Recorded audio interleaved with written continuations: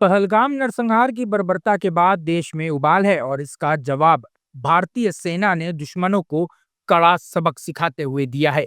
सीमा पर जहां एक ओर गोलीबारी और हमलों का दौर जारी है, वहीं दूसरी ओर देश के नागरिक अपने वीर सैनिकों और उनके परिवारों के साथ खड़े होकर अपार समर्थन और सम्मान जता रहे हैं। इसी क्रम में उत्तर प्रदेश विधानसभा अध्यक्ष एवं महाराजपुर विधानसभा क्षेत्र के विधायक सतीश महाना का एक सैनिक के घर जाना केवल एक राजनीतिक शिष्टाचार नहीं, बल्कि सरकार की संवेदनशीलता और सैनिकों के परिवारों के प्रति सच्ची श्रद्धा का प्रतीक बन गया है। जिस घर में सतीश महाना पहुंचे, वहां की कहानी किसी फिल्म की पटकथा से कम नहीं है। उस घर के मुखिया एक रिटायर्ड सैनिक हैं, जिन्होंने न केवल अपनी जवानी देश की सेवा में लगाई, बल्कि अपने दोनों बेटों को भी भारतीय सेना में समर्पित कर दिया।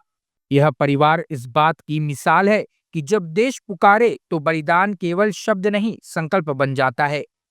यह पिता आज भी कहते हैं, अगर मेरी उम्र और हालत इजाजत दे तो फिर से मातृभूमि के लिए सीना तान कर खड़ा हो जाऊंगा।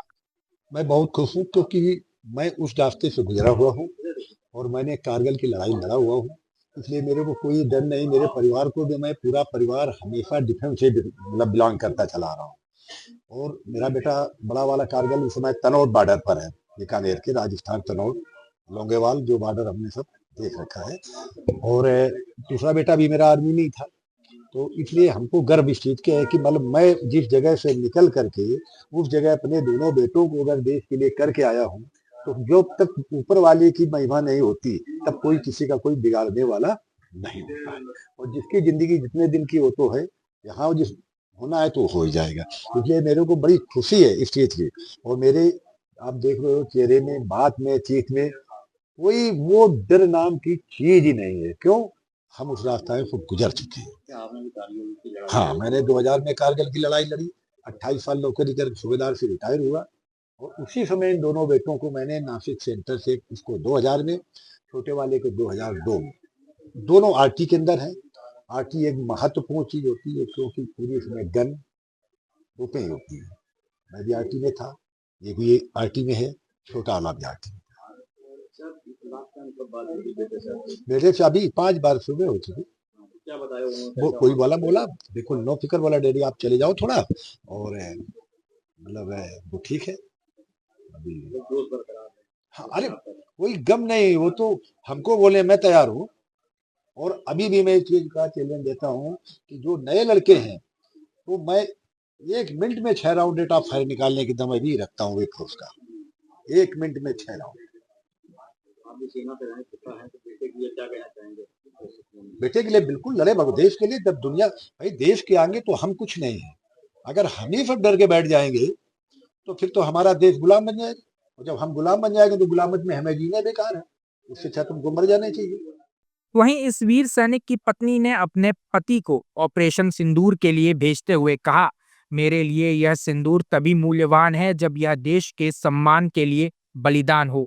इस भावना ने पूरे मोहल्ले को देशभक्ति के ज्वार में डुबो दिया। हमारा नाम सीता सिंह है, हस्बैंड का नाम अजय सिंह है। हमारे हस्बैंड इस समय बॉर्डर पे हैं, इसी चक्कर में वो मिलने के लिए आ रहे हैं। हमारे हस्बैंड के पास भी फोन गया था उनका, हालचाल लेते रहते बीच बीच में, तो इसी चक्कर में मिलने के लिए आ रहे हैं। हो गया उनको। वैसे वहाँ पहलगांव में थे, पहलगांव से हम लोग पोस्टिंग पुणे आ गई थी, तो पुणे से अब उन लोगों को भेज दिया गया वहाँ पे बॉर्डर पे राजस्थान। जी, हमें ये बस इतना ही उम्मीद है कि हम अपने सैनिकों पर बहुत विश्वास है, अटूट विश्वास। हमारे भी हस्बैंड आर्मी में है, हमारे ससुर भी आर्मी में थे, देवर भी आर्मी में है, मतलब हमारी पूरी बैकग्राउंड आर्मी का ही है। तो डर का कोई माहौल नहीं है हमारे इसमें। अच्छा, मतलब गर्व की बात है कि हम लोगों को मौका मिला वहाँ पर पहुँचने का। बस यही बोलना चाहे, कुछ नहीं। प्रधानमंत्री का नाम दिया, महिलाएं तो उनके सामने उनका विवाह बिगाड़ा गया। जी जी। अब देखो, ये इसमें तो ज्यादा नहीं बोलना चाहेंगे। आज ये आम जनता पे आया है तो मतलब सबको लग रहा है। फौजी तो हर रोज ये हादसा होता है। बस ये है कि हम लोग तो इस चीज को लेकर बहुत ज्यादा स्ट्रांग है और इससे ज्यादा और कुछ नहीं कहना चाहेंगे। हाँ, जिसके साथ हुआ है वो तो फैमिली थी, मान लो घूमने के लिए गई थी, कुछ उम्मीदें थी, नई शायद शादी हुई थी, सब चीज़ों को लेके तो गलत तो हुआ ही है। अब इससे ज़्यादा कुछ नहीं बोल सकते। वहीं सतीश महाना ने सैनिक परिवार के साथ समय बिताया, उनकी जरूरतें जानी और उन्हें भरोसा दिलाया कि यह सरकार केवल वर्दीधारी जवानों के साथ नहीं, उनके पीछे खड़े परिवारों के साथ भी मजबूती से खड़ी है। होना चाहिए। देखिए, किसी भी पिता के लिए जो फौज में स्वयं रहे हैं, तो उनके लिए गर्व का क्षण है कि मुझे बच्चे आज वहाँ कभी कभी हम बहुत सारे हमारे यहाँ पर जो खड़े हुए हैं, हमारे मन में भी होता है कि हमारे को भी अवसर मिले कि जिन्होंने मानवता के खिलाफ काम किया है, स्नेह, प्यार और एक सपोर्ट हम सब लोगों की जिम्मेदारी बनती है। ये मेरे विधानसभा क्षेत्र रहा है और इस नाते से पूरे का पूरा क्षेत्र मेरे लिए परिवार जैसे ही है। हमारे ही बीच का नौजवान बच्चा पूरी मुस्तैदी के साथ जैसलमेर में अजय रजावत वहाँ पर अपना मुस्तैदी के साथ फौजियों में अपना काम जो दायित्व उसको निर्वहन कर रहे हैं।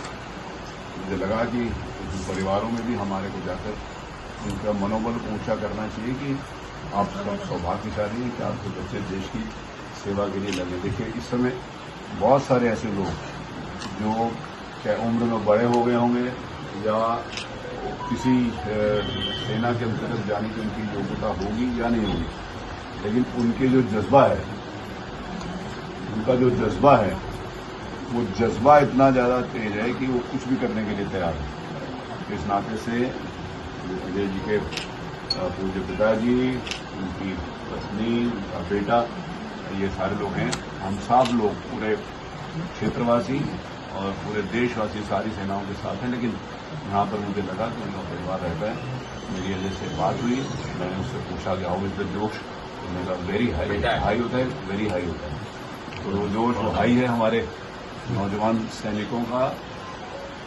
तो उस नाते से हमारी भी एक स्नेह, प्यार, विश्वास और एक ताकत के रूप में किसी के साथ खड़े, इस निमित्त आज इस मेरे को आना हुआ। सैनिकों के परिवारों से मिलने के बाद आसपास के गांव और शहरों में नागरिकों ने भी अपने अपने स्तर पर सैनिक सहायता कोष, फैमिली सपोर्ट ग्रुप और ऑपरेशन हिम्मत जैसे अभियानों की शुरुआत की है, ताकि सैनिकों की चिंता केवल सीमा तक सीमित रहे, घर की नहीं। देखिए, अजय रजावत जो हमारे सेना में हैं, वो आज महत्वपूर्ण बॉर्डर के ऊपर है। बहुत सारे विषय सार्वजनिक नहीं किए जा सकते कि कौन सी बॉर्डर में, कौन सी रेजिमेंट में है, लेकिन वो हमारे क्षेत्र का बच्चा है। उससे मेरी बात हुई, उसने कहा कि उनके पिताजी भी फौज में सूबेदार रिटायर हुए और उन्होंने भी कारगिल की लड़ाई लड़ी थी।